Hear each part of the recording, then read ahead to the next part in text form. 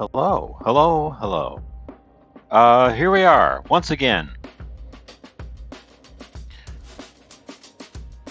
Camera's pointed at the sky. Get that down to size there. Here we are once again. If you are following my Twitter, you will have seen that I picked up some Octopus. Now, I have been brainstorming it. It was just yesterday. I've been brainstorming with the Octopus, and I wasn't able to come up with anything that I thought was interesting or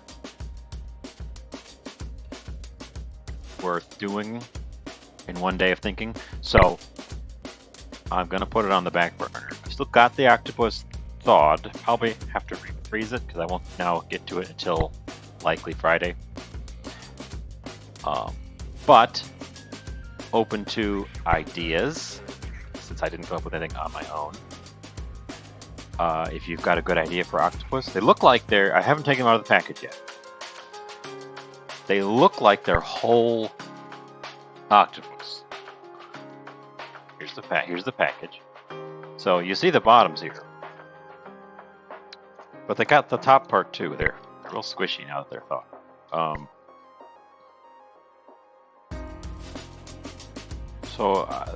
Since they're whole, I have a chance to do something special with them.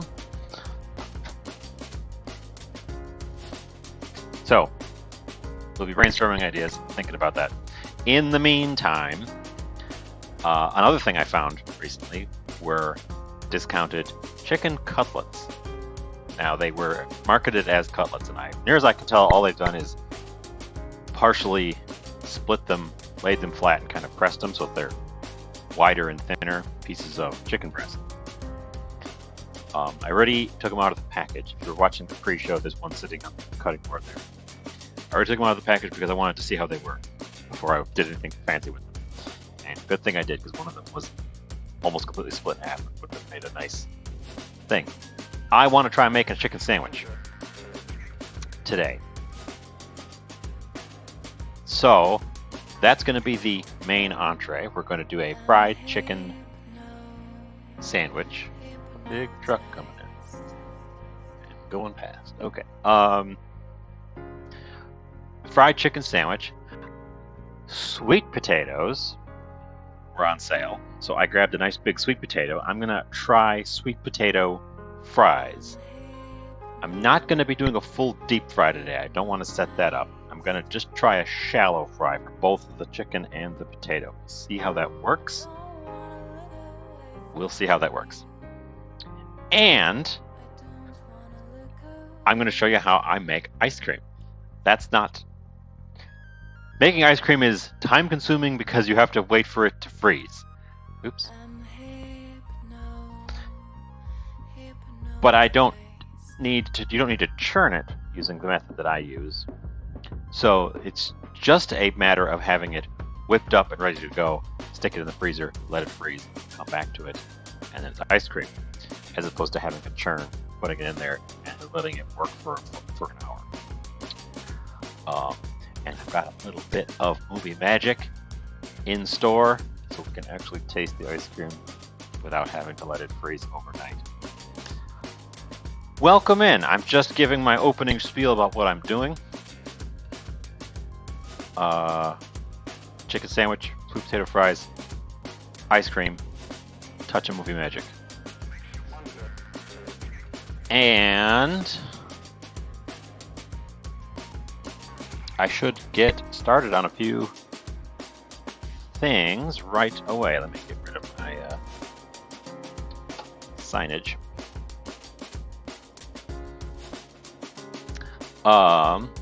So I didn't think to do this ahead of time, but the chicken, let's get this guy. Gonna do a buttermilk brined chicken, and I'm just gonna do a quick one. Chicken's a little bit dried out. I think part of the process of making it flat, they dried it out a little bit, so I think it needs a little bit of help. And I've got a little bit of help. I've got some nice milk. If you were here for the cheese stream, which very few people were, I believe I had one viewer. If you're here for the cheese stream, this is that same type of milk. And from the pre-show, some lemon juice. I'm going to make a quick buttermilk, flavor it up, get this guy sitting in there. We can think about everything else while it's soaking. And I'll do that I'll actually cook it toward the end. So it has the most time to sit in the juice. And also, it's going to be the quickest of the various things. So, but we got to get it started now, otherwise it won't be ready.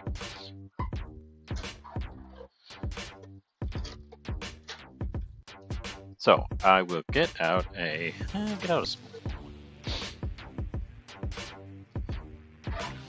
plastic bag big enough to fit it.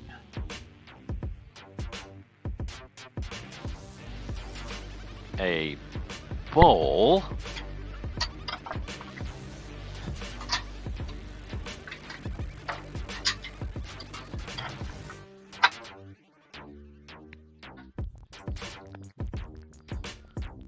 So, I have been told by the internet that you can make quick buttermilk. They don't have proper buttermilk. You can make quick buttermilk with whole milk, or any milk. Well, it says whole or 2%, so not skim. Milk's coming to the end of its life. Good thing I'm using it up.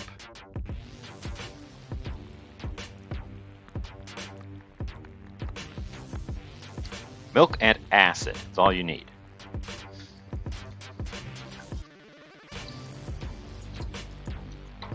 We'll have to remember to use the rest of this milk by tomorrow.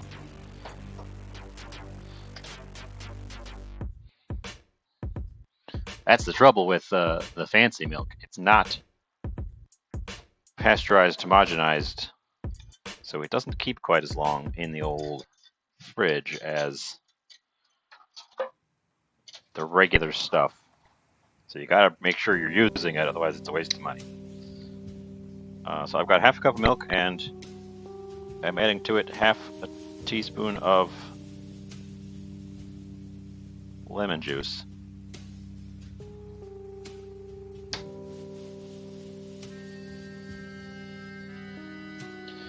We'll just stir that around. And in theory, this just needs to sit 5 minutes, and it will become similar to a store-bought buttermilk.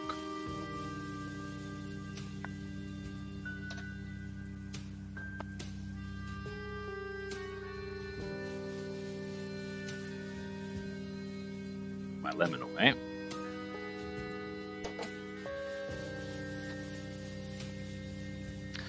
And that's a pretty good use for some slightly toward the end of its lifespan milk as well, because you're adding acid, you're adding a bunch of flavor to it.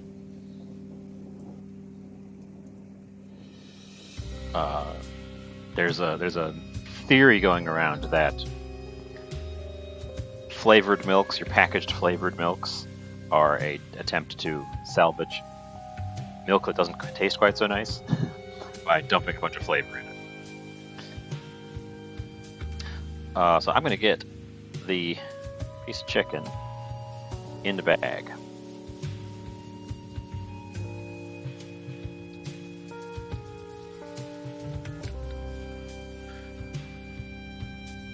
Take the chickeny cutting board and my hands.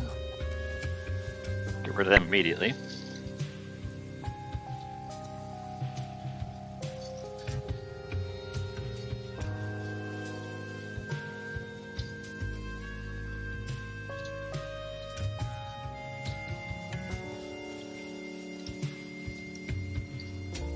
Always wash your hands when you handle chicken. Chicken is full of grossness. Chicken is the gross. And then you put some spices in with your buttermilk and chicken. So I'm just going to go with some basic stuff. Wow, that camera really dims off when I get rid of that black.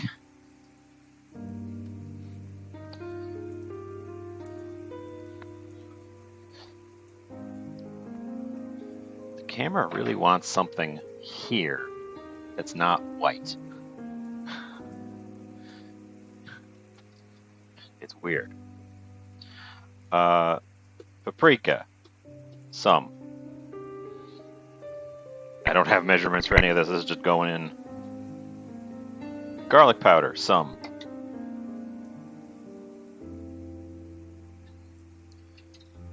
This jar of chipotle pepper that I thought I'd never go through. It was full to the brim because I had a bunch of weird little separate packets of chipotle, powdered chipotle. And I was sick of having all these separate containers. I took them all and I combined them into one thing. And then it was so much that it's like, I'm never going to use all that. Well, here we are. Most of the way through it. This is, of course, local store-bought, just chicken breast. So I'm going to add a little bit of MSG to wake it up, because MSG is delicious. God, anything else go in a buttermilk? I'm going to throw in some of this crystal hot sauce. We're making a spicy one. We are definitely making a spicy one because as part of my breading mix, I have picked up Flamin' Hot Cheetos. So that'll be a thing. I think that's probably combined itself well enough to get in there.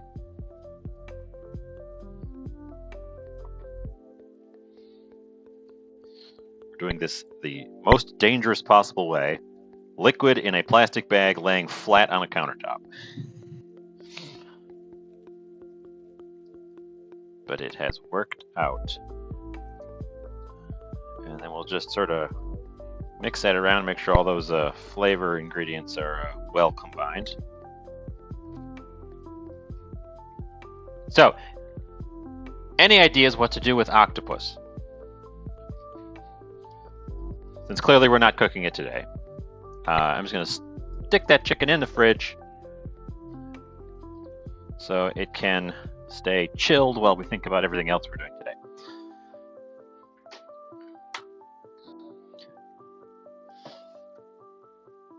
Okay. Get rid of that one. So the octopus was on sale, but it wasn't a bargain bin thing. It was just they had a sale on that brand of seafood, of packaged seafood, and they had mussels, clams, octopus, and calamari. And I have not seen packaged whole octopus. So I grabbed one of those. When are you going to get a sale on octopus? And I've been brainstorming for a day. But I didn't come up with anything that I thought was really had that pop I'm looking for. So I put it on the back burner. We'll come back to it. I'll give myself some time to think about it.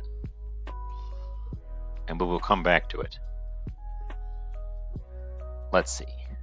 I should probably get the oil heating up.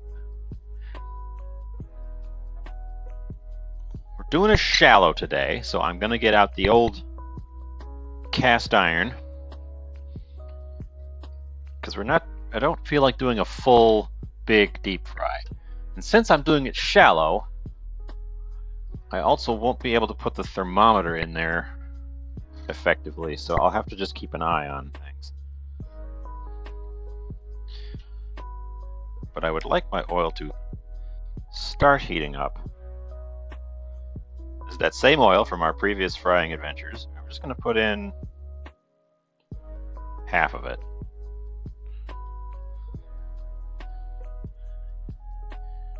can't really see much if I switch over to the stove. It's just a black pan with some oil in it. But it's deep enough that it will submerge more than halfway up our chicken when we put it in there. And our sweet potato, which we're going to come back over to the countertop because I'm going to start working on that guy. He's going to turn into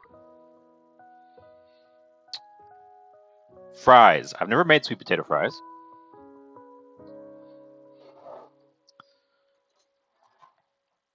But I like sweet potato fries, so we will see how it works. When I make my own regular potato fries, I leave the skins on and I do them in the oven, typically. Because it's easier than doing them with the oil. Sweet potato skin is not so nice. I don't really like sweet potato skin, so I'm leaning off the side because the trash is there. Peeling the peels directly into the trash, which makes for not so great viewing. I know. But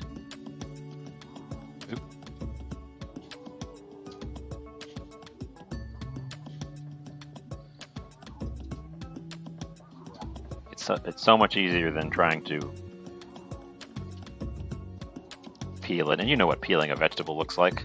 So I will chit-chat while I'm doing it instead of demonstrating. I really need to get one of those peelers that has the handle the other way, like a Y shape.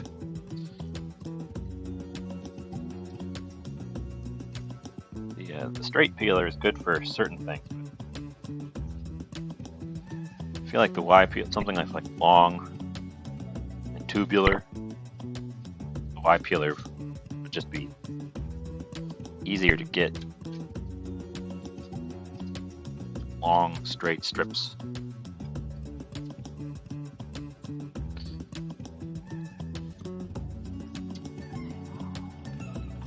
But whatever, it still works. It's nice and peeled.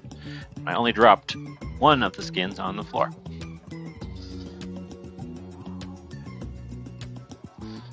So, sweet potato is also much less moist when you cut into it than regular potato.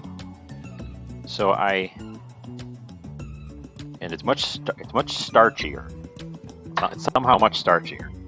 I love this stuff though. Look at that bright orange. I should eat these more often. This is one of those things. Every time I have sweet potato, I've said this so many times in this show. Whenever I have sweet potato, I'm like, man, I like sweet potato. I should have sweet potato more often.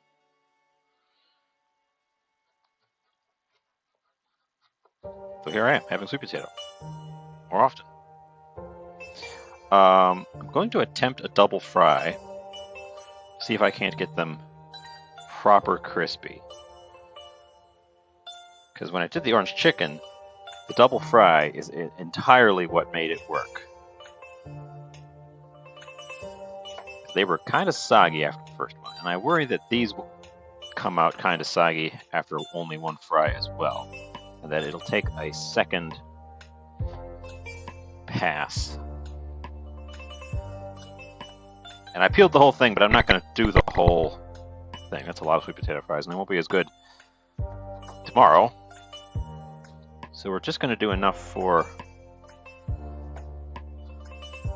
Well, I guess we're going to do half of the sweet potato, which is a lot still, because sweet potatoes are big. Not to be confused with yams.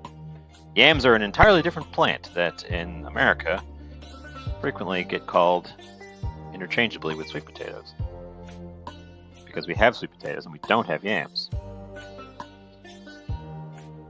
Never just cook octopus whole.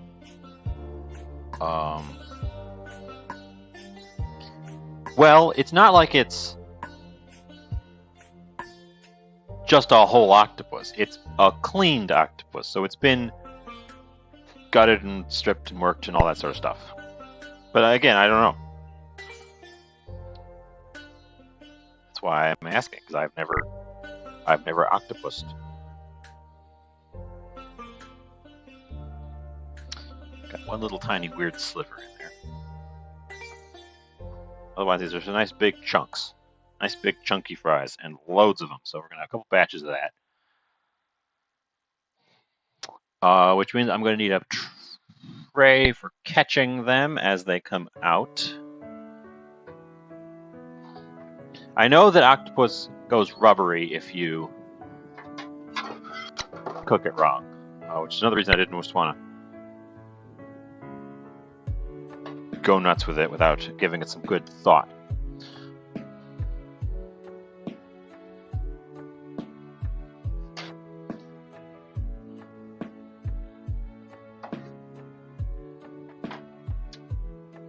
But here, let me grab the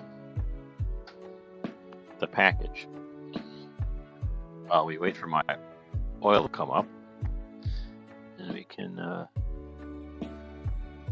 switch me up here. So they're like this big. They're about as big as my hand.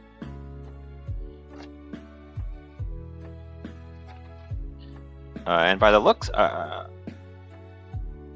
haven't taken them out of the packaging yet, but by the looks of it, it's a whole octopus. They probably split the mantles open to get the innards out.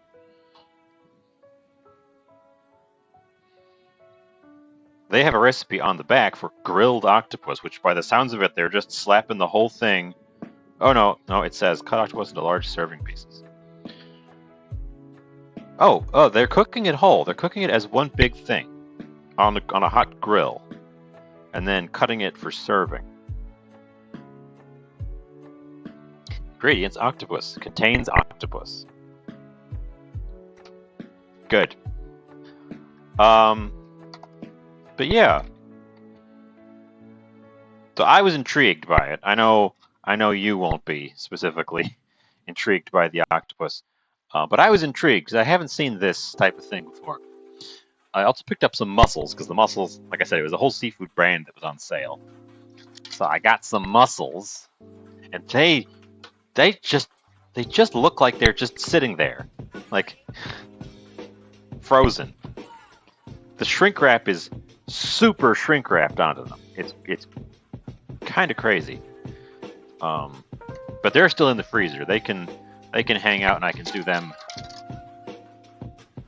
at a much later time.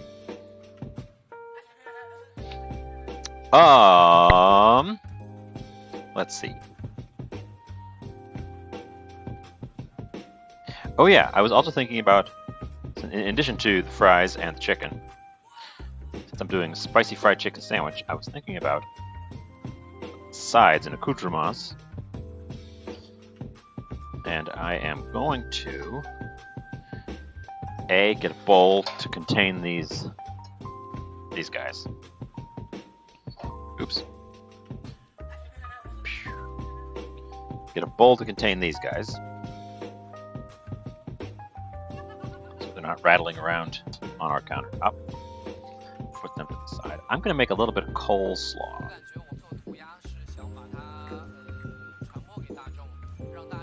For which I am going to pull up a reference recipe.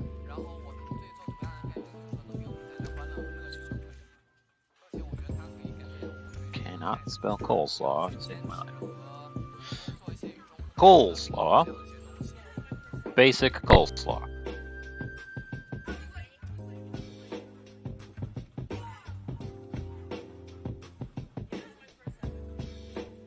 Yeah, that's about what I thought.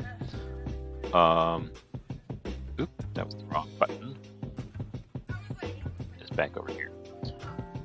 So while my oil is heating up, and then I'll just get out my little temperature probe for that as well. I won't be doing the in temperature, I'll just be doing a probe to see what it's at.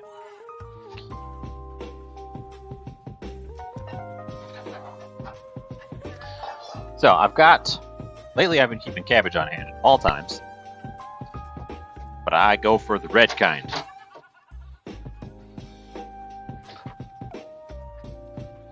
And then instead of just hacking into it, if you can find the edge of the leaf, you can get a whole layer off, and then the rest of it keeps incredibly well.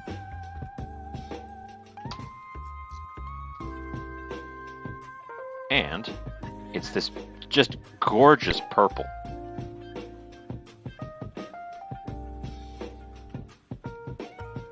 And it's nutritious. Brightly colored fruits and vegetables. The colors come from nutrients. So the more brightly and intensely colored fresh fruits and veggies you can eat, the better.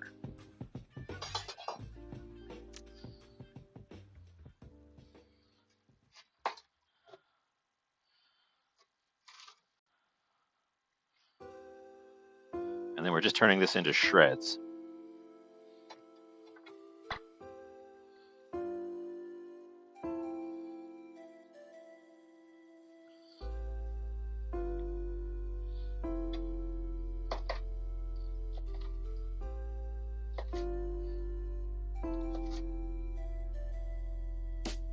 Cut it this way. It'll be easier.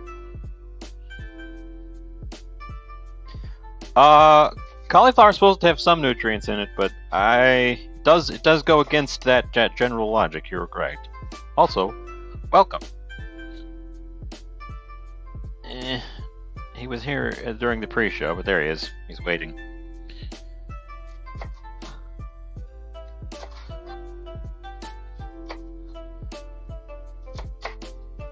At the minute, we have our oil heating up, our sweet potato fries are cut. I'm going to go for the double fry. I was telling you specifically about double frying the other day. And I'm going to just attempt a double fry with an unbattered potato, uncoated thing. This is going to be a lot of coleslaw, which is fine. I like coleslaw. And coleslaw keeps quite well, because it's got things like vinegar and mayonnaise. Keep it pretty stabilized. And I like a little bit of carrot in my coleslaw, too. So,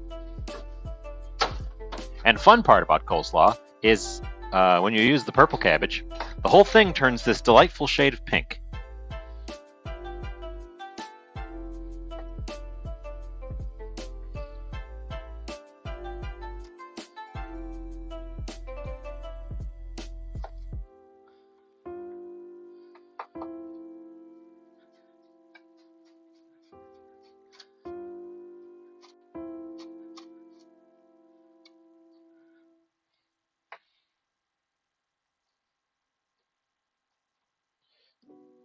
Don't do what I'm doing. It is how you will cut your thumb.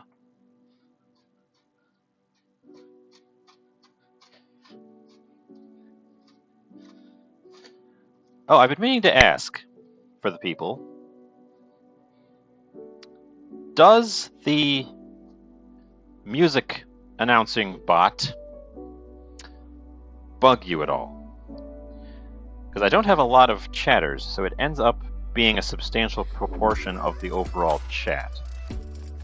Thus far, I don't think I've lost anyone in the mix, but as I'm the streamer, I don't spend a ton of time actually writing in the chat. I just talk and read.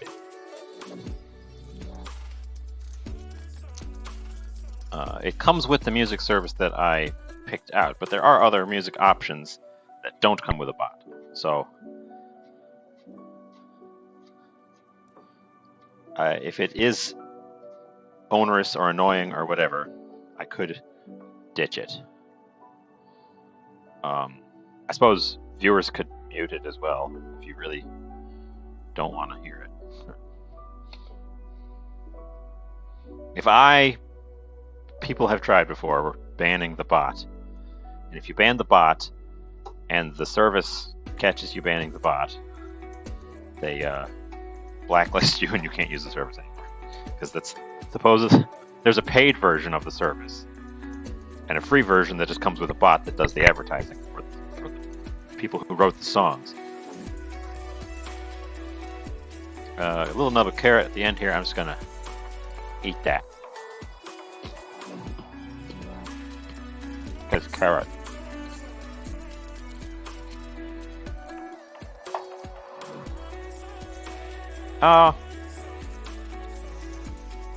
We're just gonna eyeball this at this point.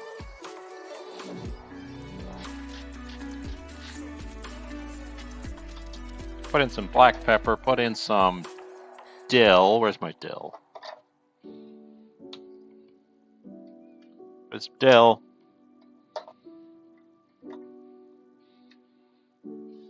Crunchy. Mmm, crunch. How's that crunching sound?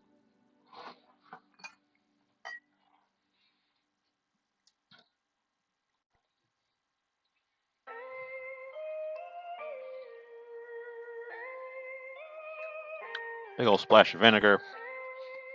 Okay, okay.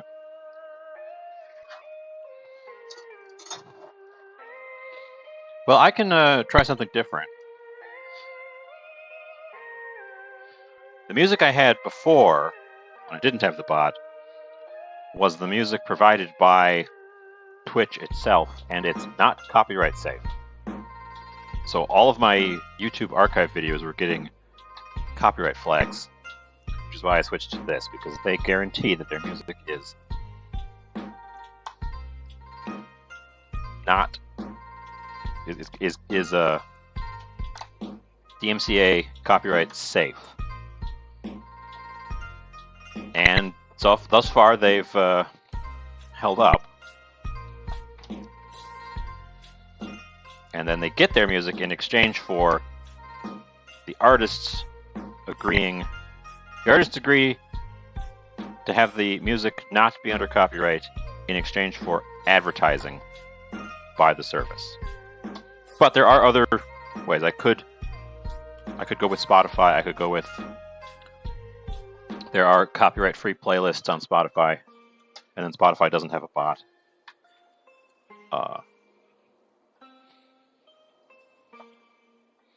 Twitch is just naturally friendly to video game music because most of the site is gaming.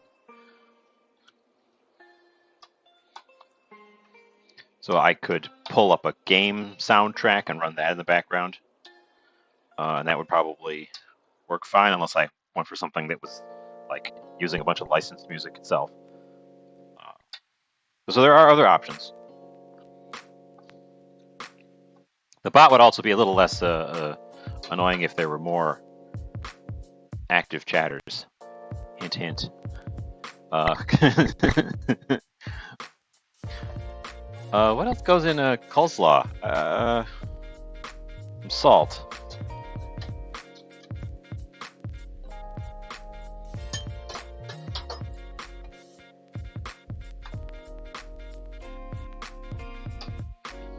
We can check the oil. I've got my handy dandy thermometer.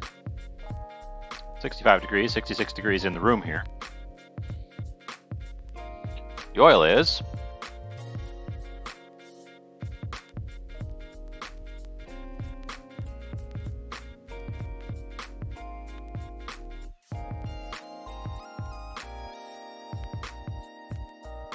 312, 313, 314, 320.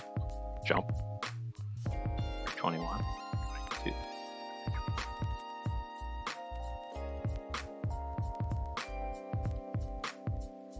$325 is where it's decided to sort of settle. So that's actually really close to where I want it to be. I've got the temperature turned on a little bit low. That looks like coleslaw, right? Thereabouts. Bit of a chunkier cut.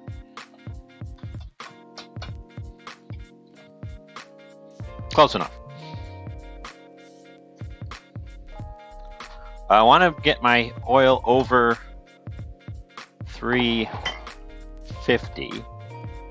That's the goal for frying, and then do in some little batches.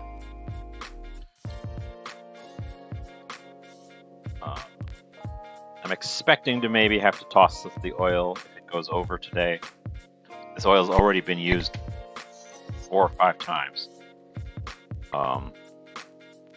doesn't keep forever.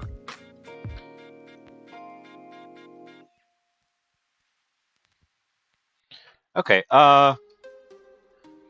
let's get you over to the stove. And see what happens.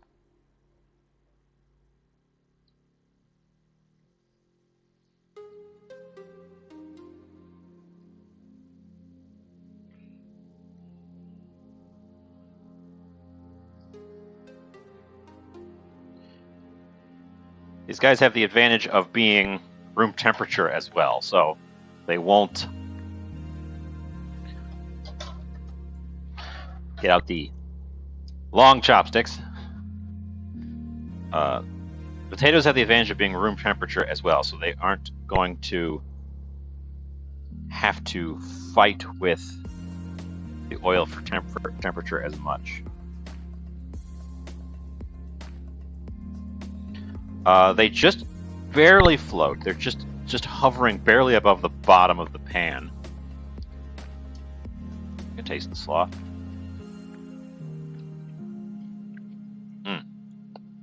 You're right, it's a little bit too sharp. Those guys need to fry up anyway, so I'll give it a dash of sugar.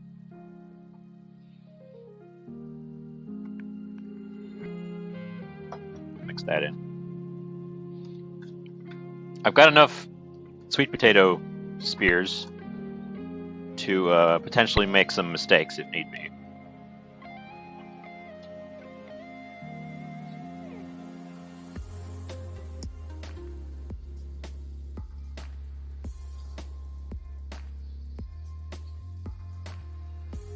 The thing is, they're already orange, so just going by golden brown rules isn't quite right, because I can't quite see when they've turned their color.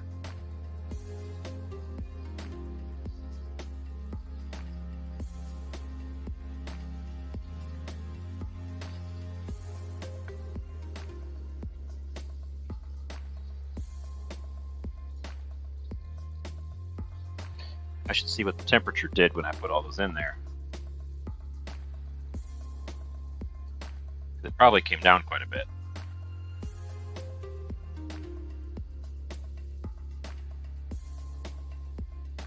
It came down a lot. Temperature came down a lot. It doesn't have the staying power with a smaller volume. So they might come out a little bit greasy. It's a good thing we're doing them in batches.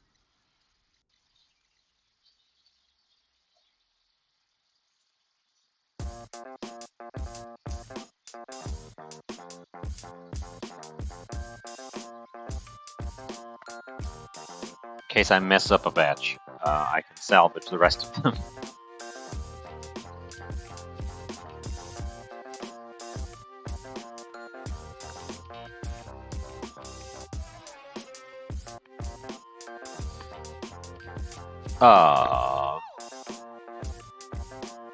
Let's see, I'm going to need a dredge for the chicken when we get that far. Now, normally, if you're doing a buttermilk brine on your chicken, you want to do it overnight. Really get that buttermilk in there. This piece of chicken was A, a little bit dry, and B, pretty thin. So I think we'll get away with it. It won't be amazing, but it won't be a problem.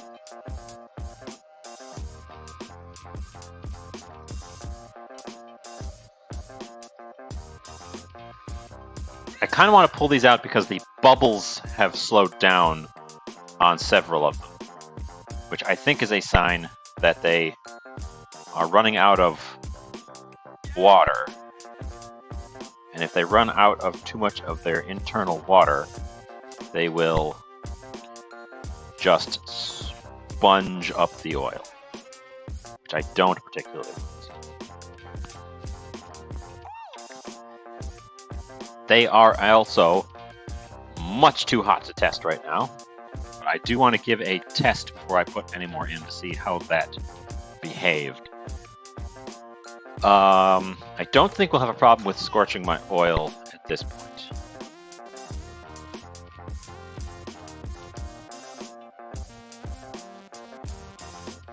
see the temperature. Yeah, we lost a lot of heat. I think I put too many in at once. So we're below our fry temperature now.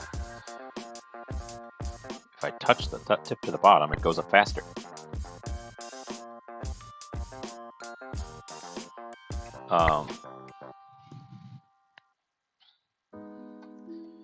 Shallow frying is more art than science, but you use less oil in the process, so it's an okay trade-off.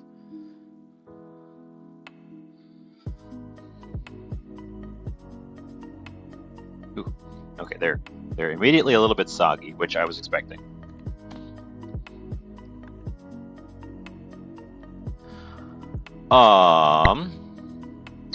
So while the first batch of those is cooling down, I'm going to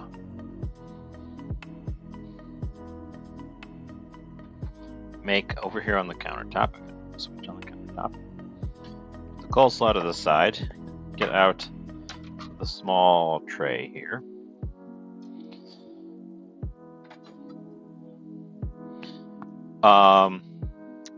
The chicken's going to need a dredge in an actual breading material before I can put it in with the fry. And that's going to be mostly flour and Cheetos. The old classic Cheetos. So we'll just get a bunch of flour in there. It is definitely more flour than I need. Probably even more than I need to make the bed for it. You end up wasting some flour whenever you do a dredge like this. But here they are. Flamin' Hot Cheetos. Everyone's favorite. Not a sponsor brand. Open it up. Look at that beautiful natural red color. Eat one, because who can stop?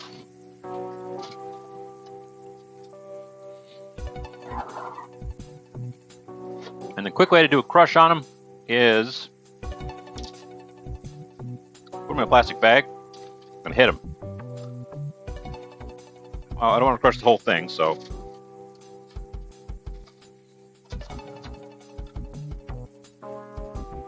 there will be some losses to this because of the nature of the dredge over here. So goodly amount. Got that red stuff all over my hand immediately.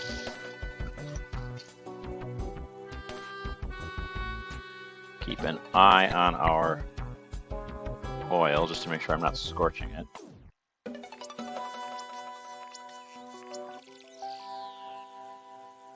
Oh, coming up actually pretty snappy.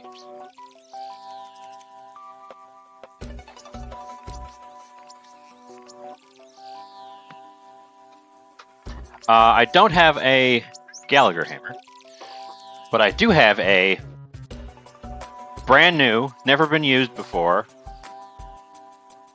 Oh, still in the twist ties.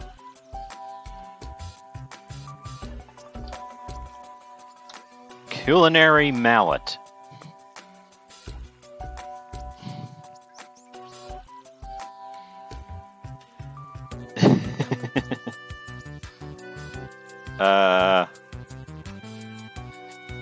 There it is. It's a culinary mallet.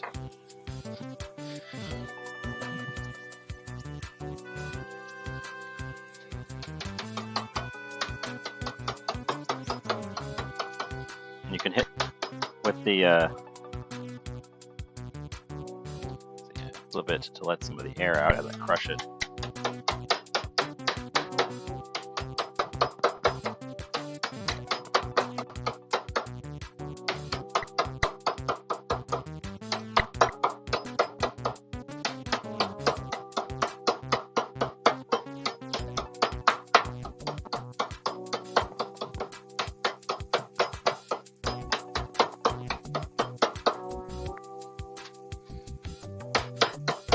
we don't want any big lumps left in this, so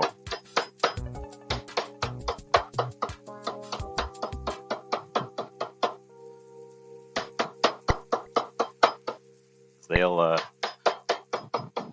Cheetos are already fried, so if you leave big lumps in there, they'll just be double fried little corn globs. There you go, culinary mallet. Just picked that up. It was in the discount bin. Because of course it was.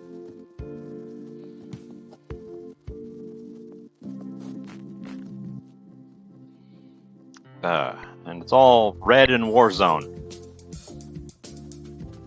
Let's check my temperature real quick, see if I've gone crazy over. I just want to make sure I don't go over 400. 400 is when your oil starts to scorch.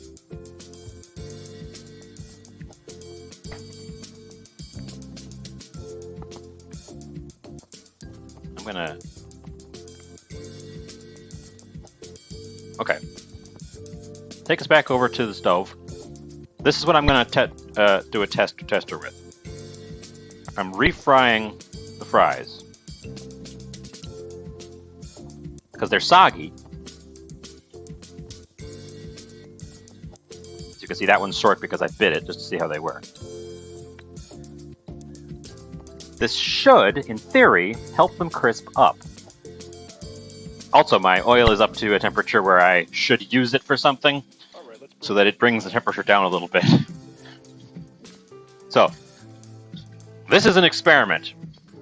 Double frying the fries in an attempt to get them not soggy. Now, they are sweet potato fries, so they're always going to be a little bit soggy. A little bit soft. Where did I put my long chopsticks? Over here by the Cheetos for some reason.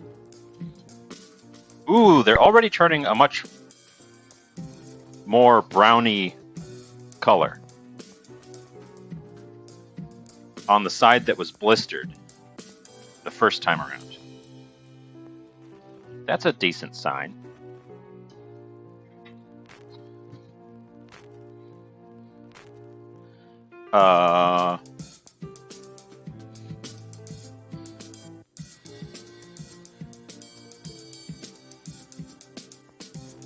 The Tiny Whisk is currently... Here, I should show you the Tiny Whisk.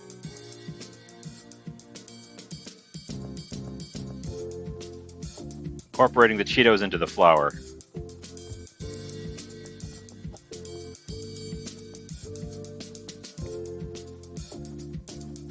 Some lumps are good because it'll help the finished breading be more craggly and crunchy when we're done. But you don't want the lumps to be huge. I'm not doing a multi-stage dredge here, so we're just coating it in this stuff directly. Perfect job for the Tiny Whisk because I don't need a big arm movements for that. These guys are looking pretty brown. So let's pull them. Again, they've only been in there a minute. But they're getting quite a heavy browning on them now, which they didn't get the first time, which I think is a good sign.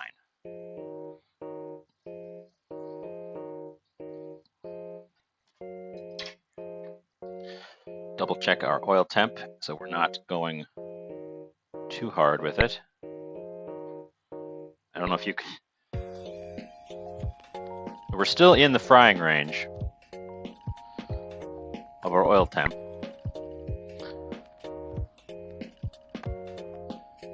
I'm putting in another batch of fries.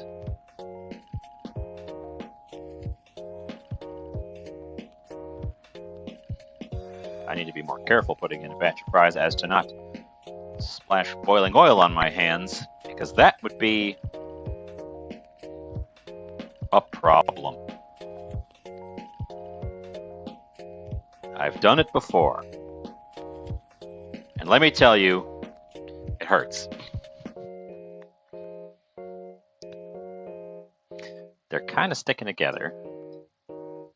Oh, also, while I'm doing stuff that does kind of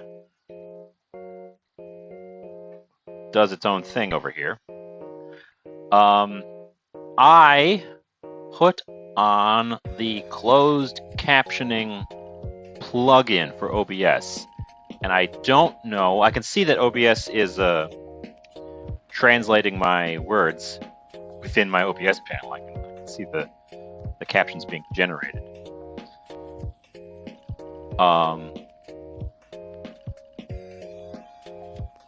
So let me know if that works out for you on your end. For anyone who may want to watch but not listen.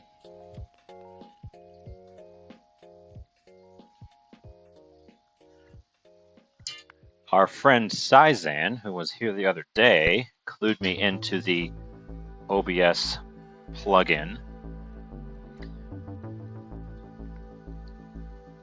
And I figure, why not? There's no skin off my nose.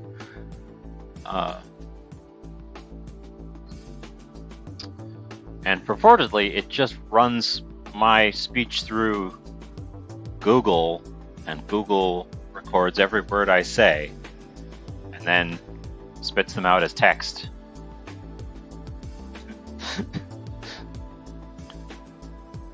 You know how Google do.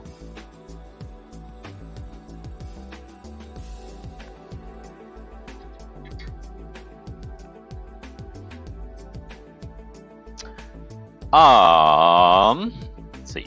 Put the rest of that head of cabbage away. I'm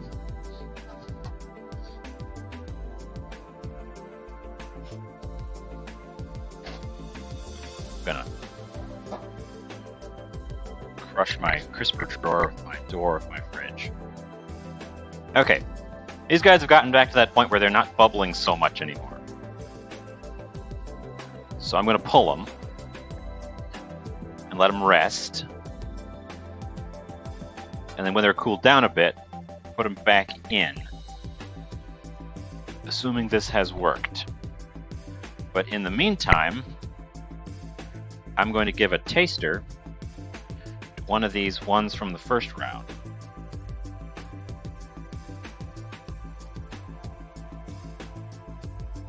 Okay.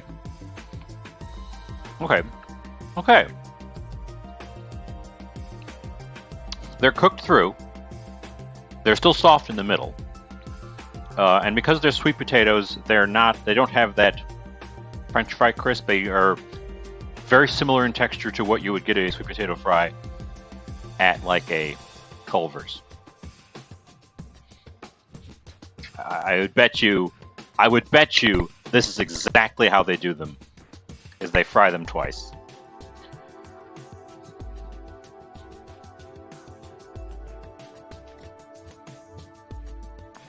So I'm just going to carry on, because I think they are working as intended.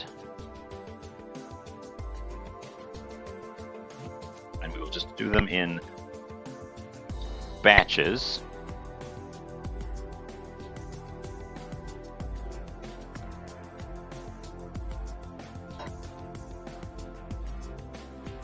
So they're soft. They've got that sort of soft chew to them. A little crispy layer on the outside. Not a really intense crispy layer, but it's held up with the one that cooled off enough that I could take a bite out of it without burning my mouth. So I think that's as much as I can hope for, is to get them, because sweet potato fries, they're always a little softer than your typical like white potato fry. So the finished ones I'm going to throw in a bowl now.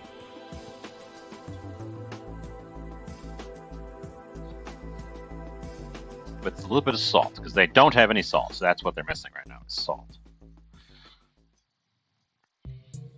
And we'll just add to that and toss each time a batch comes out, and the hot oil will help them stick to the salt. Okay, so yeah, that's the method. I bet you this would work really well with white potato fries too. But I would think you would probably have to pre-soak and then well dry them, because freshly cut white potatoes have a lot more free starch on them and are also much wetter.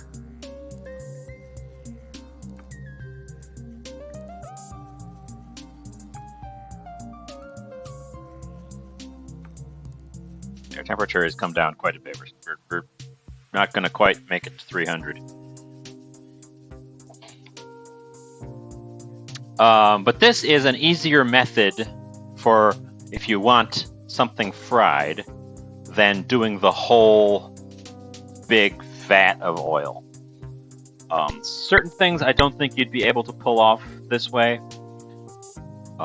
If you had a proper wok, like my wok is flat bottom, so it would end up being about the same amount of oil, but if you had like a proper wok that fits over a hot, like a gas burner, where it comes to a really sort of small dish at the bottom, you could deep fry in that small part of the dish at the bottom.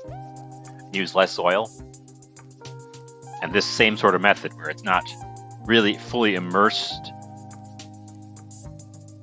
That'd be a neat way to do like fried oysters or tempura or something.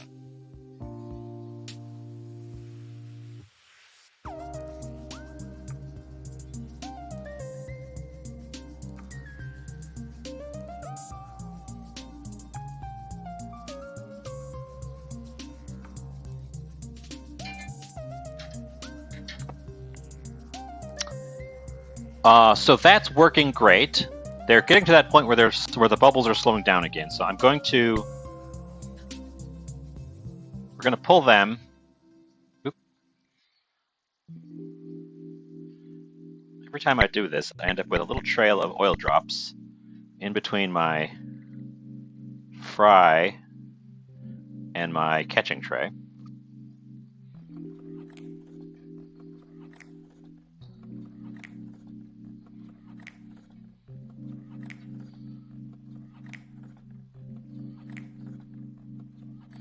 And then we will put the previous ones. Well, hold on, that guy's coming back out. I'm going to let the temperature recover before I put them back in.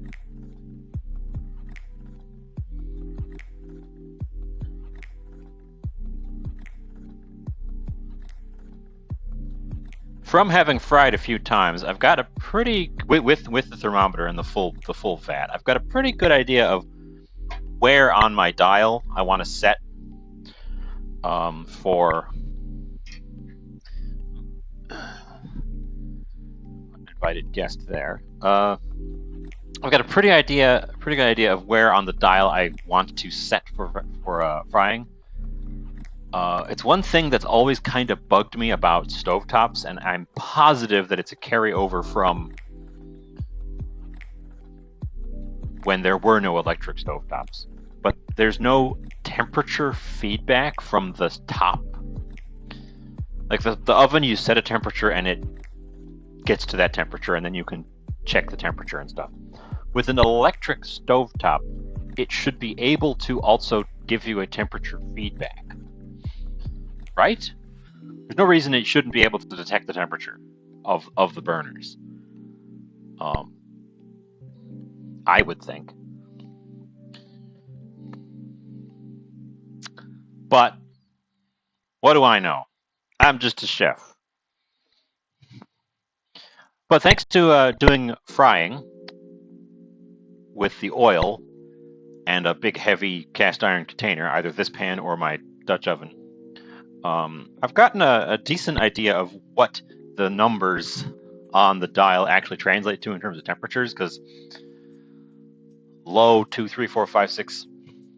Low 2, 3, 4, 5, medium 7, 8, 9, 10, high. So the dial does in fact go to 11. Doesn't translate to proper temperatures. So, anyways, rant over. I'm returning the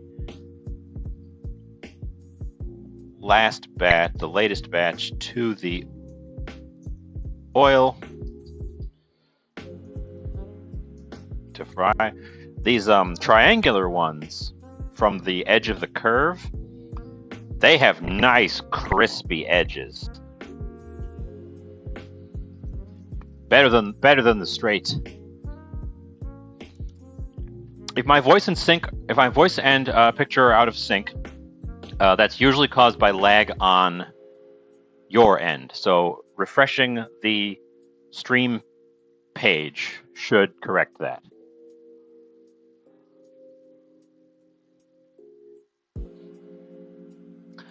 Because OBS has me all up to speed, but sometimes Twitch itself will get out of sync. So either F5 or just refresh the page and it should correct that. Let me know if it doesn't and I'll see if it's on my end. But in my experience, that typically comes from the player on the viewer's end.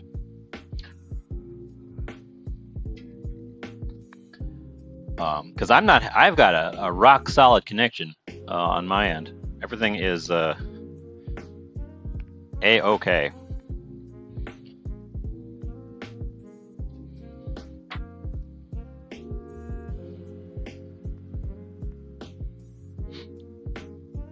Yeah, the Twitch itself has some issues that no amount of monkeying with OBS can correct. Well, having an open bag of Flamin' Hot Cheetos is dangerous. I just want to snack on them.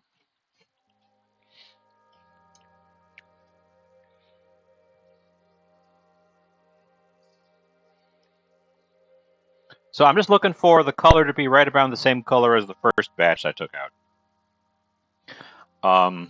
So a little bit browner than golden brown because they start out orange, so they naturally have a little bit leaned into that color spectrum.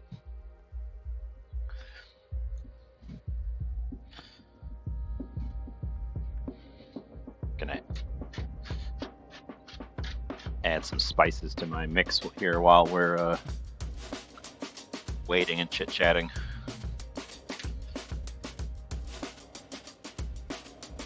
Some extra MSG, why not? Fun fact, a big reason why Cheetos taste the way they do and not just like cheesy chips is because they have more than a little bit of MSG in them. In fact, they've got quite a large amount of MSG in them. These guys look like they're about ready to come out, so they will come out.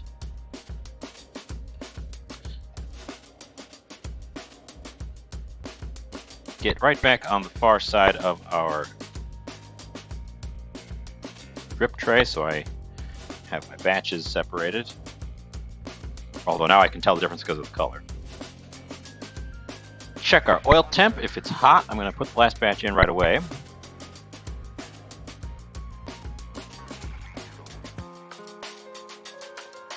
Looking pretty hot. I'd say it's hot enough to put them in right away.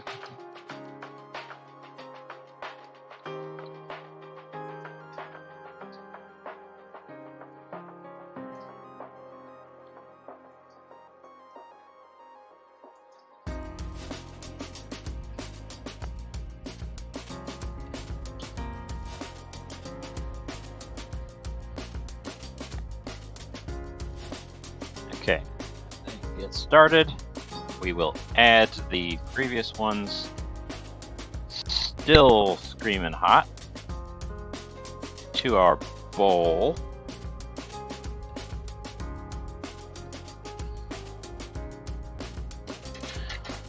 Hit them with a little bit of salt, give them a tossy toss so the salt sticks.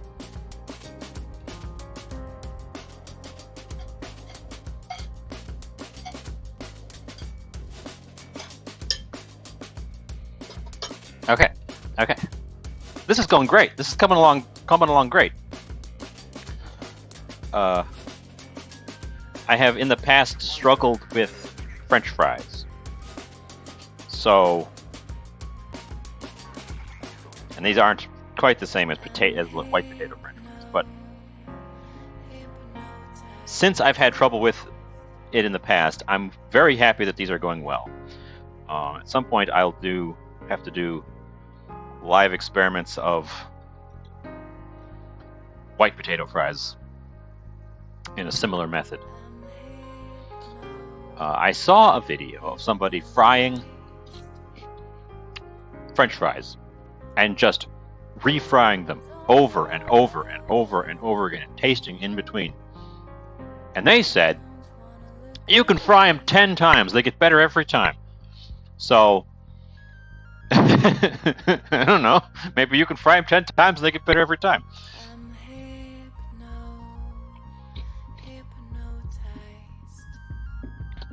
I know there are some fast food places that'll do a double fry for you. Yeah. You can ask, I want my French fries refried, and they'll take French fries out of, like, already cooked ones out of the French fry thing, stick them in the burner, or stick them back in the basket, and do a second fry on them.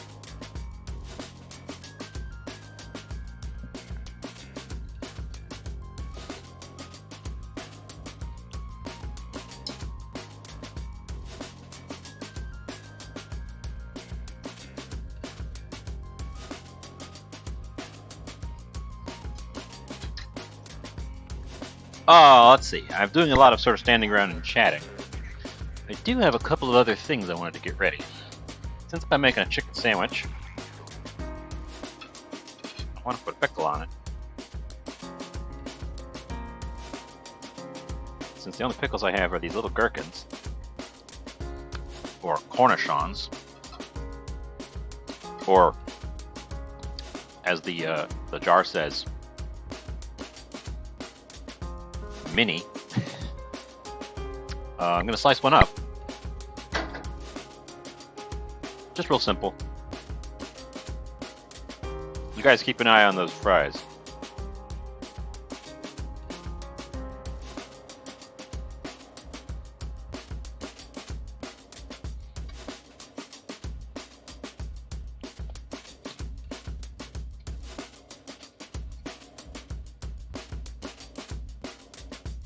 Those are looking about where I've been taking them out. Okay, last batch of fries is out. Good job, guys. You kept an eye on them. They didn't burn. Everything's great. Couldn't have done it without you.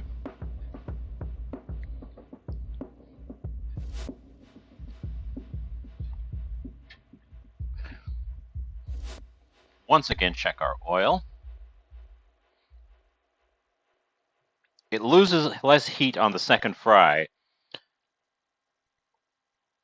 As you can see, it's already hot, hot, hot. It loses less heat on the second fry, no doubt because there's no water left in the potato. And the water is what really brings the temperature down. So, it's going to be a quickie, and you're going to be on the wrong side when I actually dip it in here. I'm getting my chicken out, opening up the bag,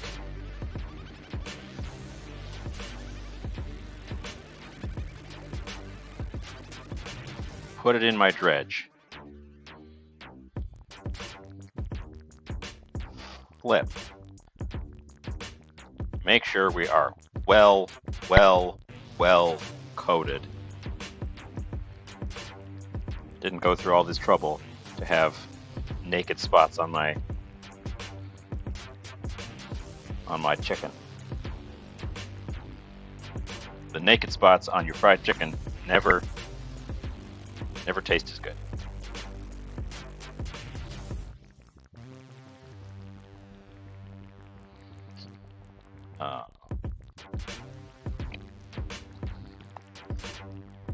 So it won't. Okay. Here's what's going to happen. I'm going to switch to that side. I'm actually going to do a tiny drizzle of the juice to make this even gluier and cragglier.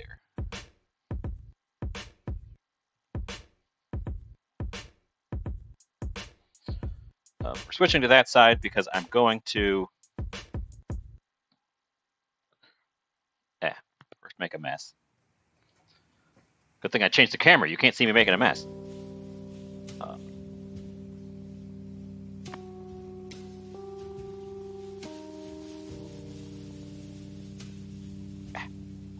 Well, I made a mess and I got goop over my hands. Coming over here, and we're just gonna gently pop it in away from myself. That away.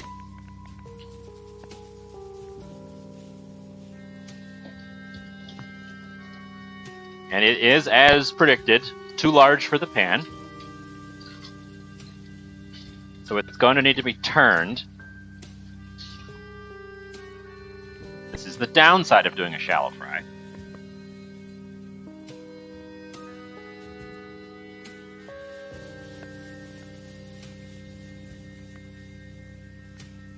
But I'm ready for it because I've got tongs. Where are my tongs? Tongs. Tongs. These guys can go in.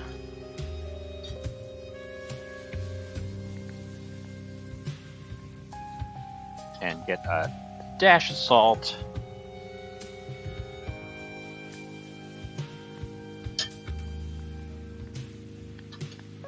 Like the salt on my fingers. Tossy toss.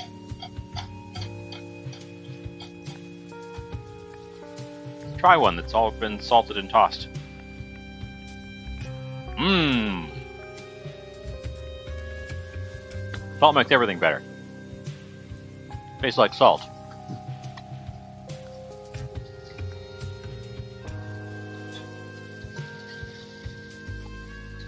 Okay. Look at that color. Look at that color.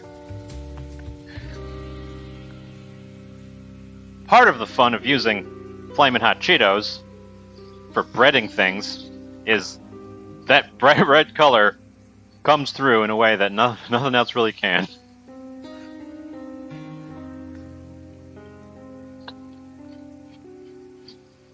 Flamin' Hot Cheetos. Let's see, what color is that? Red 40. Just straight up red 40. Good old red 40.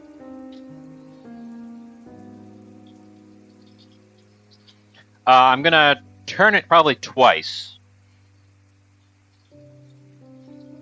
And you can see a lot of sediment. This is gonna need to be filtered. And yes, I ended up wasting a bunch of Flamin' Hot Cheetos in the mix. There's quite a bit left over there.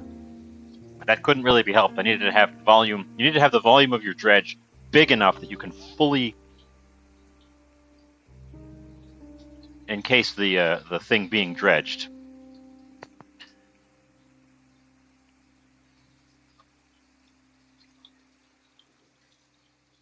And then once this guy, he's also touching the bottom, which I'm sure is affecting his fry as well. Oh, and he sprung a leak on that side. You can see him trying to jet over there, and the frying sound has picked up speed as well. It's going to need to rest a bit after we pull it out of here regardless, which is great because I have a... Remember last week when I whisked for 45 minutes? Just whisking? Well, we're going to whisk something again. And I promise you it won't take nearly as long.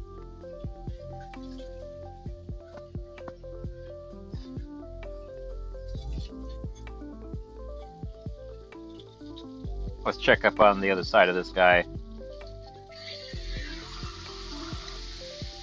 Yeah. You can see the Cheetos have kind of, because they weren't crushed into a full powder, they've got some sort of chunks poking out on the edges. That should give us some extra crunch. I should probably get out the bun that I'm planning on putting this on. I have not gone the extra mile. I have not created my own bun. I have simply gotten a store-bought bun that is noticeably smaller than the chicken.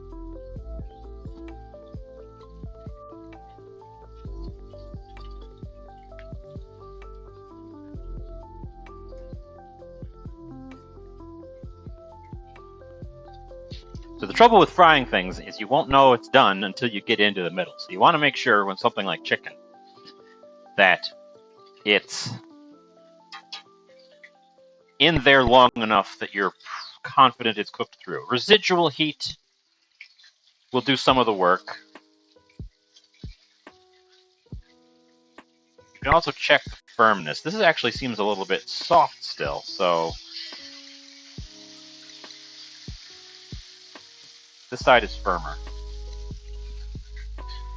You don't want any of that squidgy raw chicken-ness in your chicken.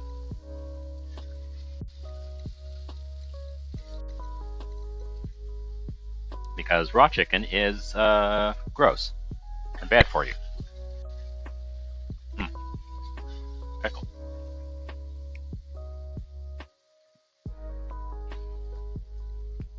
Let's see, I need to straighten up my...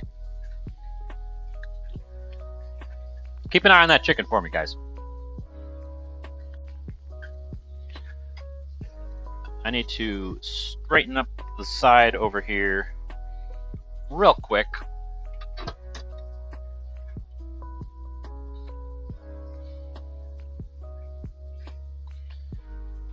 Since I'm going to be doing some whisking.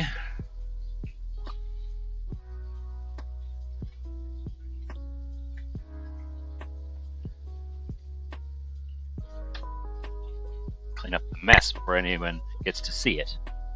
I spilled the bright orange powder all over the place. How's that chicken coming, guys? Looking good?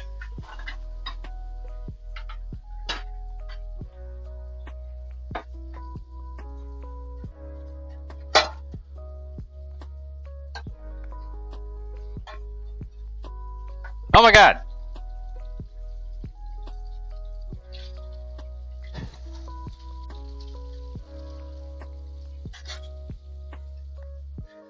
You joke, but it's looking a little north of golden brown around the edges there. I may have left it on that side a shade too long.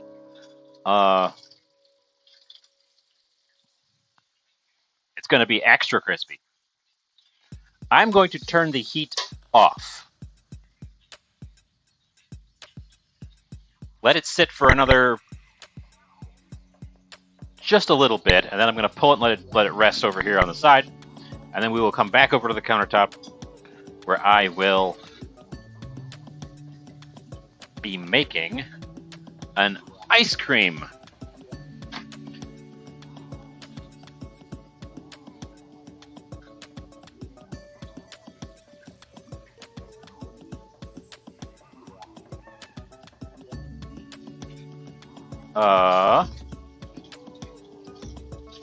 Well, juice is kind of coming out this side.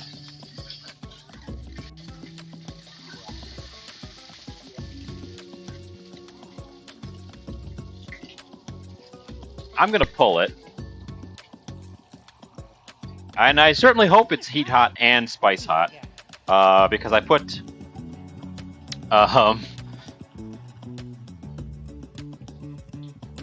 several spicy ingredients in it. We're making an ice cream to balance out the spiciness that I hope is in there. Anyways, whatever I do with it, it must rest before I get to it, because now it is screaming hot. So let's get back over here, and I guess we don't need that. So 2 bowls.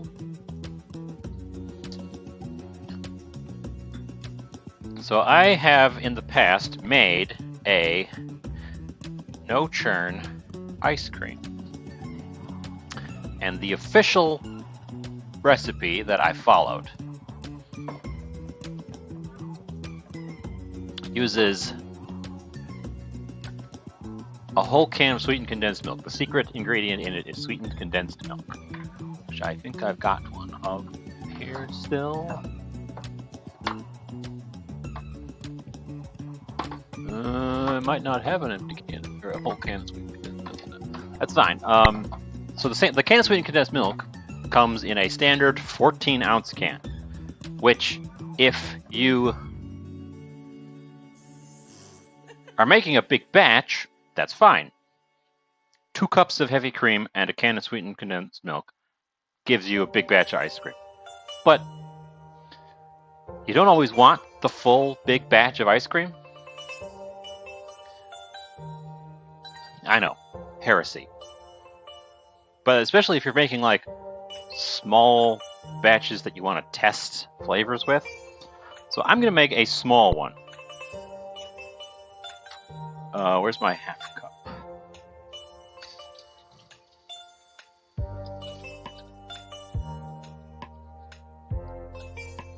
So I'm cutting it into a quarter.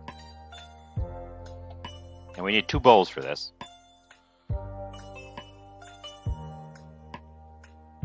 Half a cup heavy cream. And the awkward part, and I had to look up the conversions for this,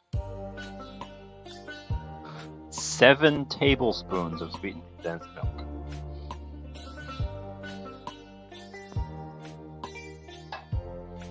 Is 1/4 of a can.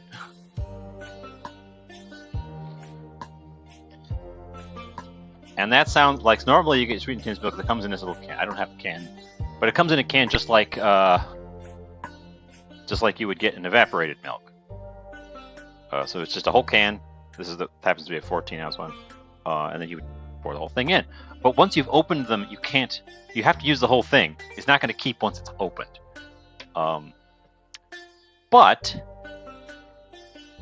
sweetened condensed milk also comes in these fancy squeeze bottles. So you can portion it out. Now, I just made some of this, so I'm actually running low on the sweetened condensed milk part, and it's also been in the fridge, so it doesn't want to move. Wow, it's as slow as molasses. Substantially slower than molasses, because I have molasses in the cupboard. And it's substantially faster than this. Wow, I should have gotten this out to warm up a little bit.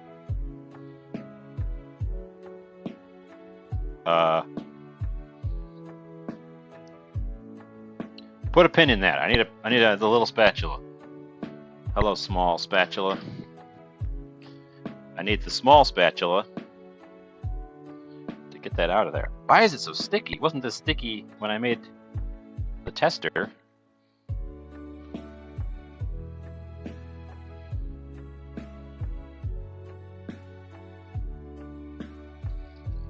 Oh, I see why it's so sticky. It's because I'm almost out of it.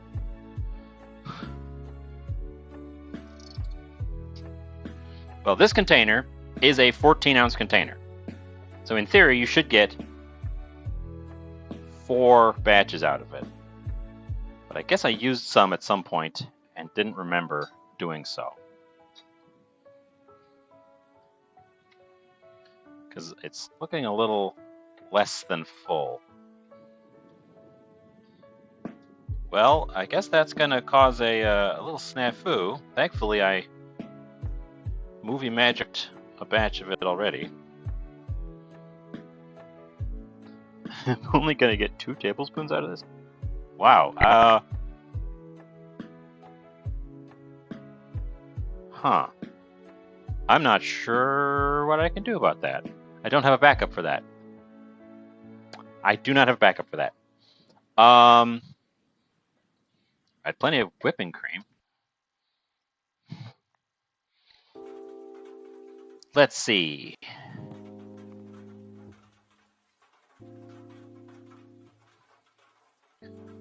Hold on. I'm gonna Google to the rescue.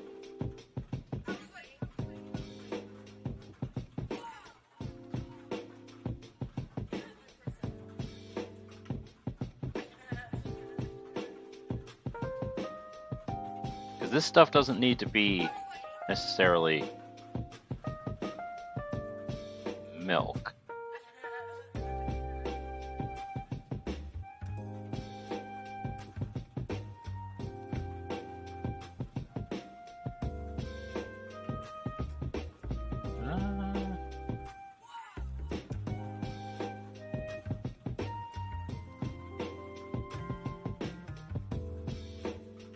Okay.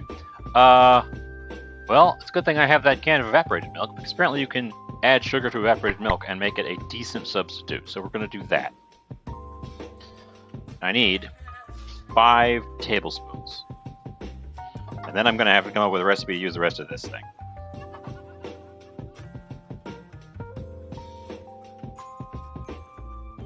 Huh.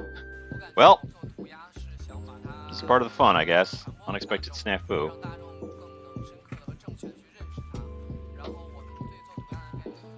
Try to salvage all the real stuff I can. Sweetened condensed milk is pretty much just milk with sugar added to it, and then it's been boiled down or cooked down until it's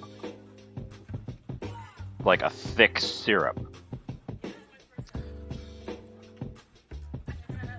Do I have this kind of puncher? I do have this kind of puncher. And it doesn't work.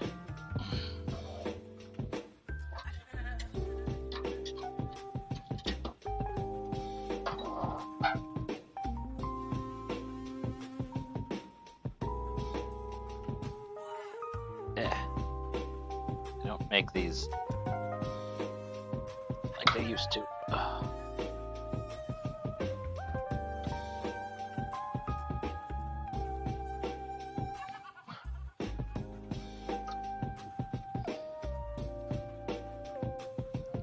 Doing this way because I want to be able to pour it.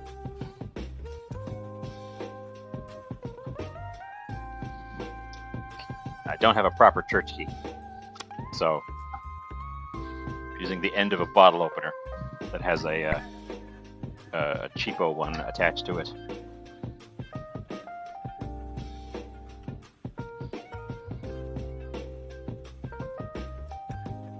So 3, 4, 5, 6, 7.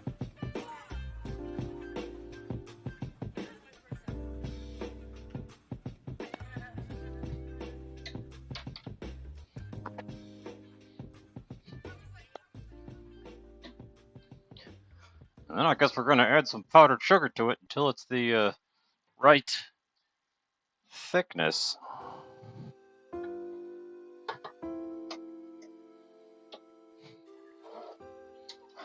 Such adventures I have.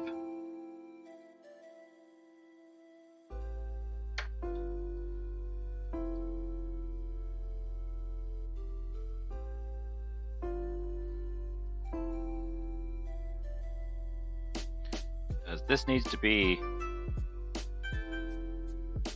fairly thick and syrupy.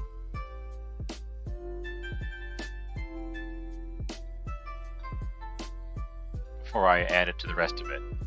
This part can also just sit and rest while we whip the rest of the thing.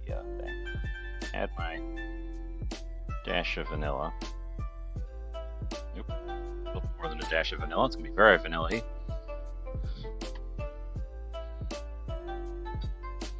I should get out this friend of whisk, blue whisk.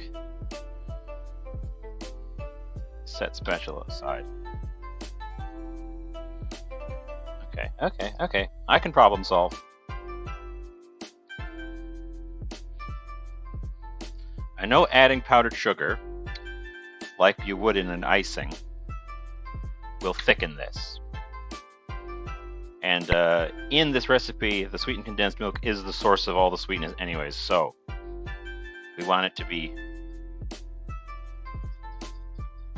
quite sugary in its own right.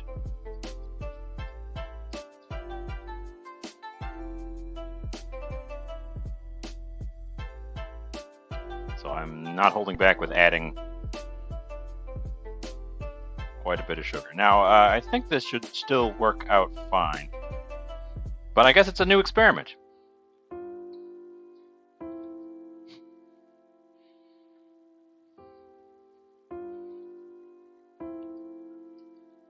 An unexpected experiment of can I turn evaporated milk into sweetened condensed milk using powdered sugar. Let's give her a taste. Very sweet.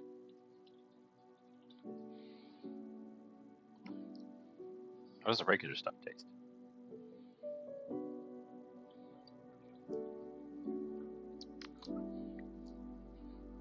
It's a different kind of sweetness.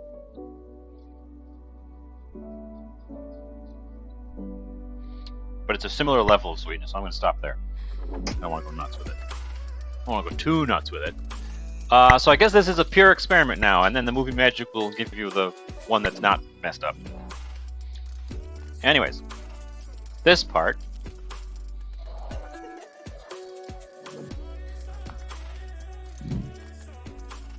you'll remember from a time ago when I did the same thing.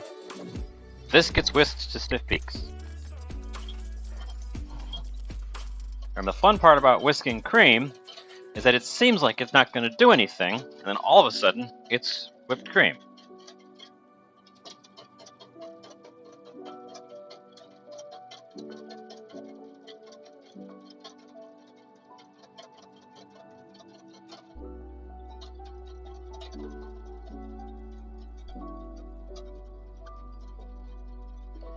Talked all about what this process is doing the other day. You want this in 2 bowls as well, because the whipped cream needs to end up getting put on top of that stuff so that that doesn't land on all of my bubbles and deflate them immediately.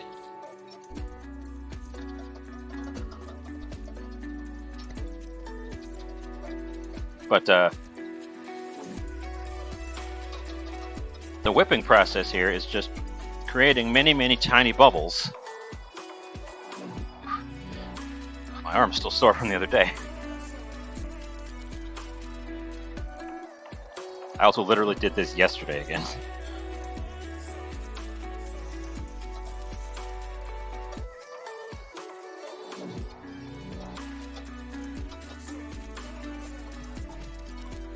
Oh. Tell you what. Do this every day, and you can eat the whipped cream every day because you'll burn off the calories making it.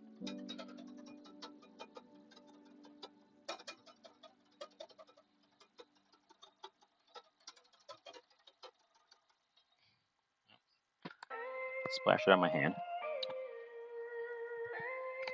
Bumped the microphone while I was licking it off.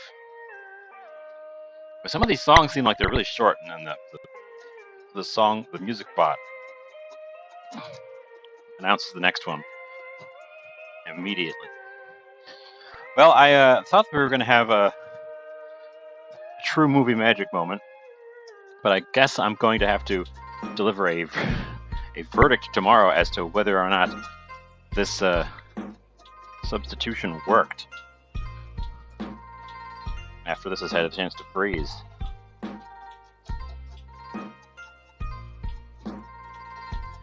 Oh. Oh. Arm.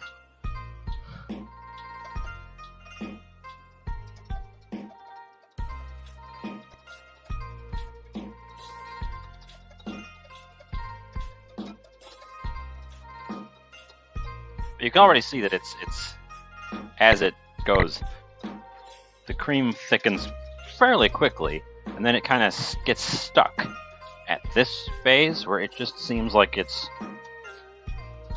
thick, bubbly cream, and it kind of forms strings. And it feels like it's not going to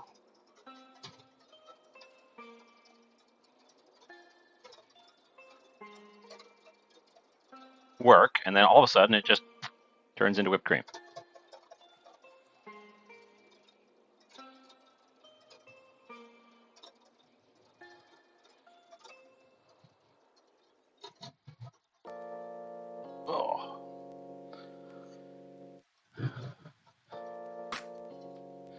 How do pastry chefs do this? How, I ask you, do pastry chefs manage to do this? Boy, if I'm gonna keep doing this, I'm gonna have to start doing exercises in between whisking methods or whisking sessions to strengthen my arm. Because after all that whisking on Friday and then making my movie magic batch yesterday, my arm is tired.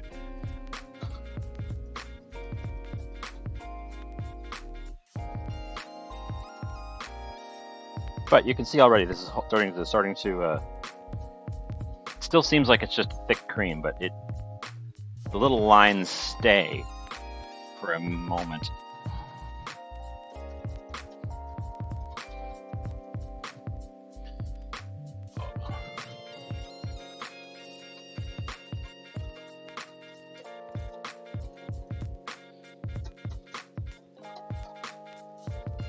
I'm changing the directions of my whisking just to work different muscles. Okay, so whatever we do with the octopus, no whisking. That's my rule.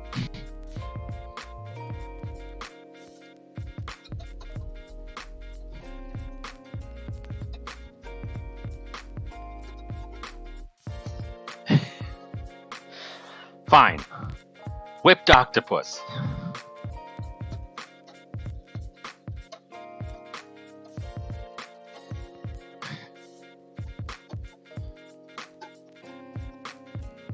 We'll puree it and then whip it. Make octopus mousse.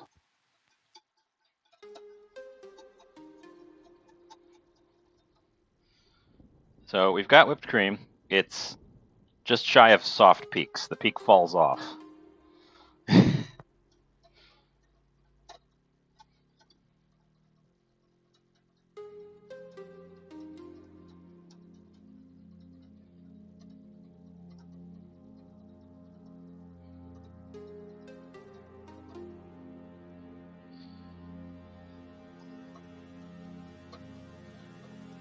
I have seen someone attempt to make octopus sausage.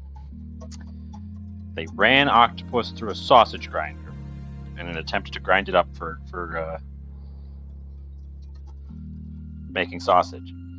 And it destroyed the sausage grinder. The octopus was having none of it.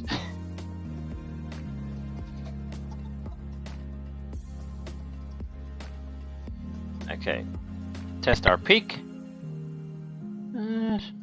Just shy of a stiff peak. You want it to be pretty well a stiffened peak for this, so stiff peak. Stick straight out. Stick straight out when I pull it out. That is a stiff peak. That is our done. Okay, see, that didn't take nearly as long.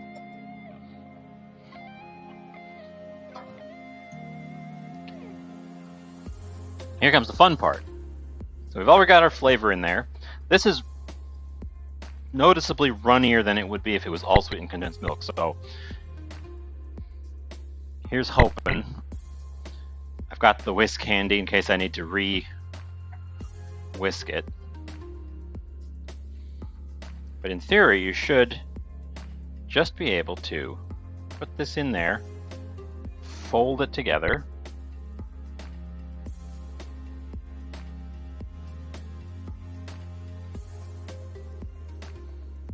and then immediately freeze it. I don't have a flash freezer, so I have to do it in my regular freezer. But if you have a high-powered industrial or commercial flash freezer, I would suggest getting that out and using that.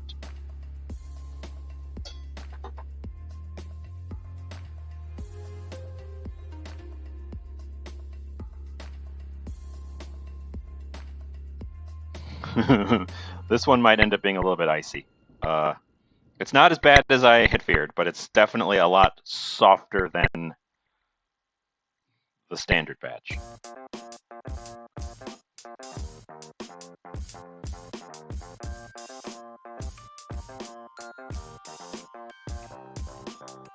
Fortunately, I pre-chilled the dish I'm putting it in.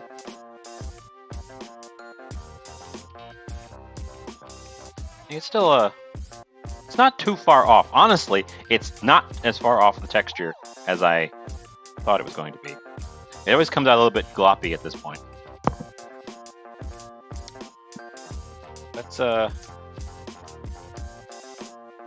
give it a quick mix there. Get out my pre-chilled container. I'm using a little Pyrex dish.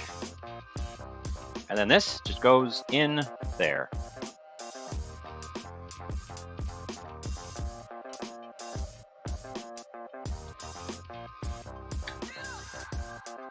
And so long as you've got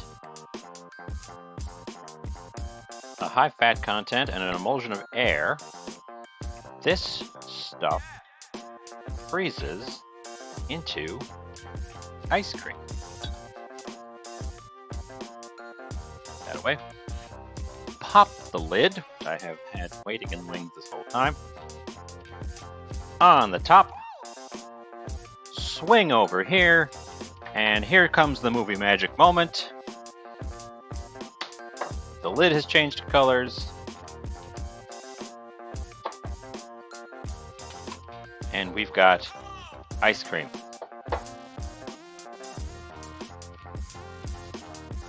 That is going to set to the side for a moment because our chicken is definitely, don't forget this is a chicken show.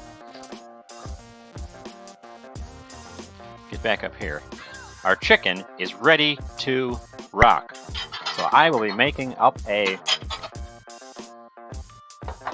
plate. Let's see, I put the bun there.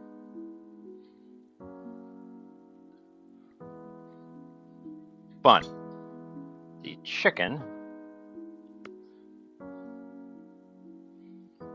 Big honkin' piece of chicken. Honk. That's the sound of a honking chicken. My adorable tiny little pickles.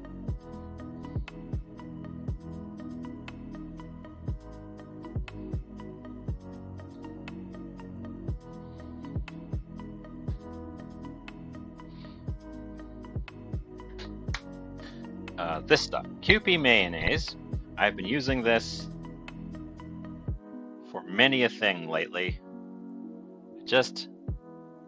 I quite like it.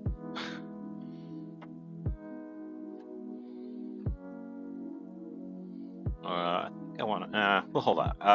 I've got my hot sauce ready in case I need more hot sauce.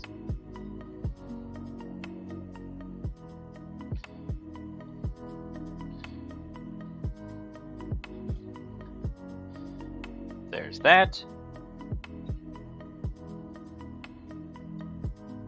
Generous sweet potato frying on the side.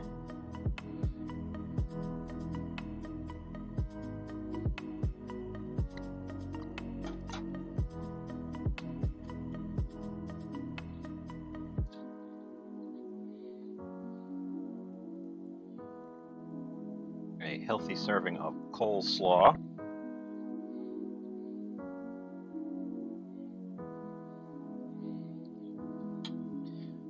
The whole dish has a very reddish tone to it because of the orange fries, the red dye in the chicken, and the purple coleslaw. I will snap a couple of pictures of this, and then I'll be right back to give her a taste. Let's see, where did I put my fashion camera? There we are.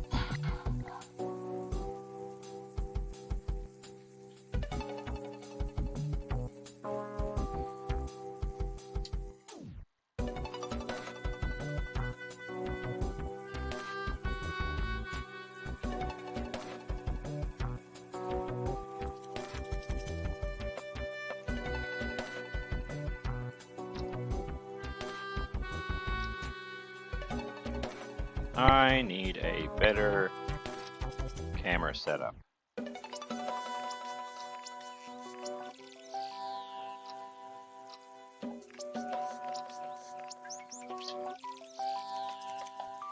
Okay.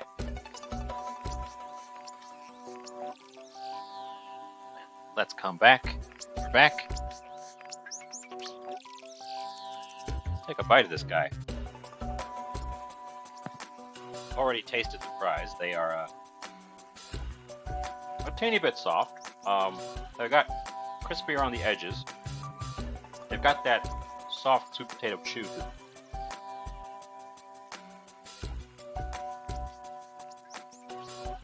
This guy.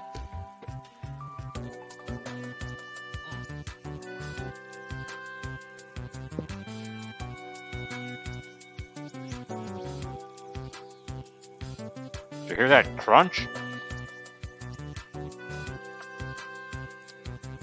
It's got a crunch. Oh.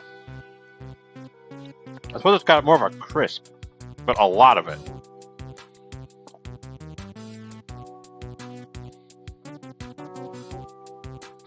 Honestly, for all the stuff I put in there, the hot spices did not come through very strongly.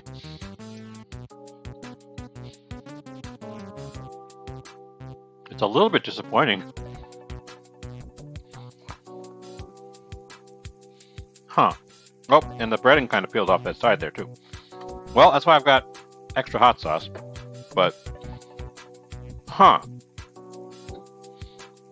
The breading worked. It's nice and crispy. Clearly it's a nice, crisp, solid sheet. I've got some fire sauce on hand. Let's see where I...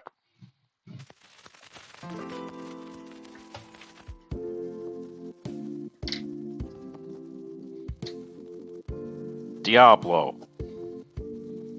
And fire. It needs a kick of something. Gosh, I wonder how much you have to hook it up to make that hot breading come through.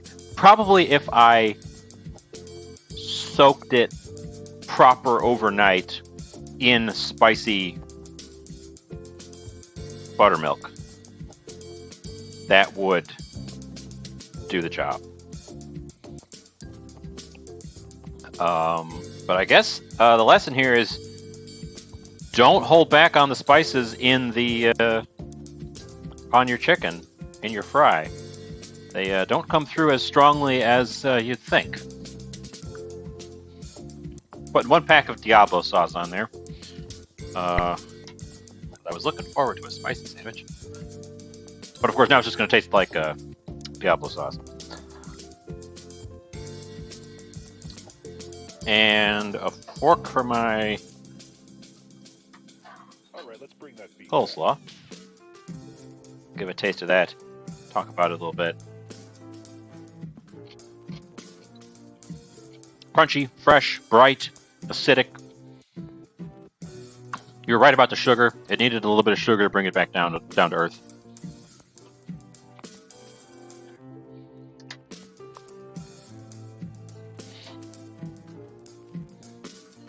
And this is just starting to soften up.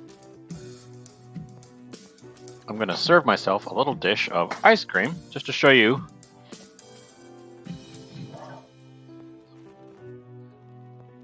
It thaws very quickly. This is the difference between this kind of ice cream and like a proper churned ice cream. This stuff starts to go soft much faster.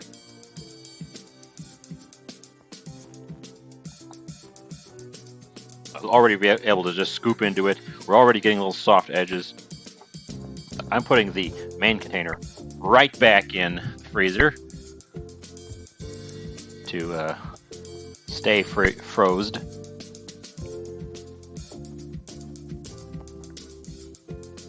And this one, so the one I just made was with vanilla. This one I made yesterday was with almond.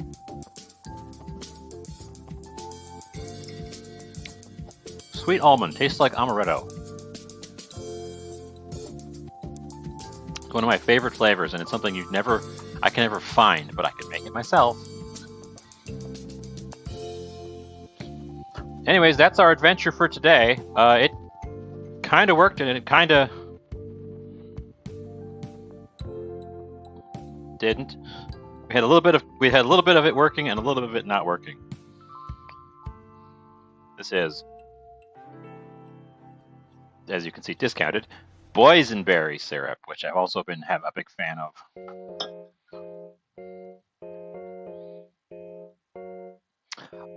Yeah. So I'm gonna go settle in and tuck into the delicious dinner I've just made, and I'm gonna pitch you off to the place where I will be viewing. We have raided Sal before. She's currently playing Planet Crafter, which is a new game. It looks a lot like Subnautica, but in a desert instead of underwater. So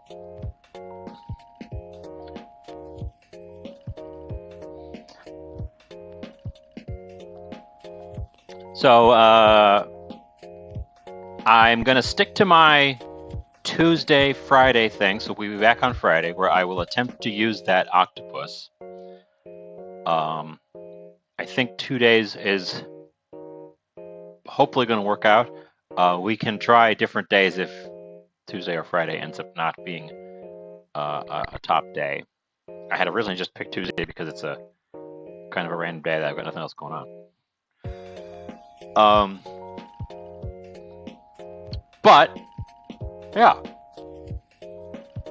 so that was a learning experience. The frying all worked great. The spicing didn't quite keep up. So I guess we'll have to revisit this. I'm planning on revisiting almost every recipe I've done so far because I've messed them all up in some way. So that'll be fun. We could have a whole reprisal series. We've not quite hit 2 hours today, but yeah. Anyways, thanks for coming out. Thanks for showing up. Glad to have you around, and I will catch you on Friday.